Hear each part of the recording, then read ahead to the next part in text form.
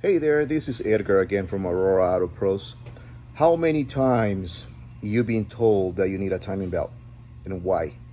So let me show you why. All right, a lot of manufacturers, they recommend to replace the timing belt on miles intervals. For instance, 60,000, 90,000, 105, 120,000 miles. So this is what's going on when you take a long time before replacing it. This is a timing belt here, okay, and it runs all the way across on both sides of the engine. On this belt, there's a few different things that we can see. See all those little cracks there? Hopefully you can see them.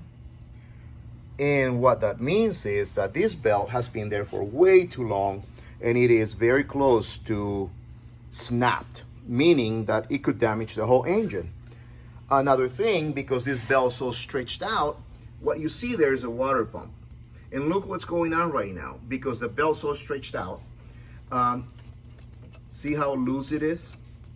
And the water pump itself is not even making a good contact with the belt itself. So this is what it is. It's called a belt tensioner. It is already all the way in and it's supposed to be out, so that way it puts pressure on the belt or tension on the belt.